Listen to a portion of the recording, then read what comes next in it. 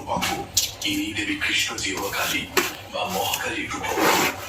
এই চিহ্ন সৃষ্টির আগে চিহ্ন, অপরিবর্তনশীল। তাই মনে হয় এনাকে পুজো করার অর্থই দেবীকে সাক্ষাৎ পুজো করা। আমি পাথরটা প্রণাম করে একটা লাল কাপড়ে বেঁধে আমার ঝোলায় ভরলাম। তারপর আমি মূর্তির সামনে গিয়ে ভালো করে দেখে নিয়ে বললাম, মায়ের রূপ যেমন সুন্দরী তেমন ভয়ঙ্করী। ঠিক বলেছে ঠাকুর, মায়ের অপার্থিব রূপ সকল ঠাকুরের কাছে যেমন চিন্ময়ী, তেমনি শত্রুর কাছে কুকিরা।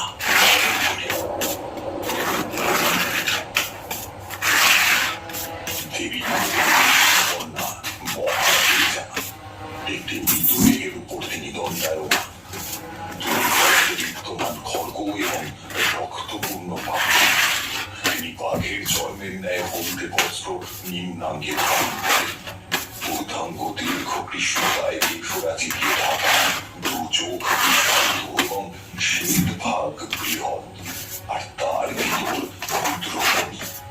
মুখ থেকে বেরিয়ে আসছে দীর্ঘ কৃষ্ণকায় রক্তে শোষিত জিহ্বা।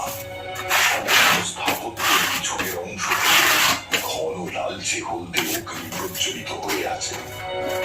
এর যে শক্তি এবং সময়ের এক অতি নিগূঢ় প্রতীকী হিসেবে তিনি দাঁড়িয়ে আছেন আমাদের সামনে।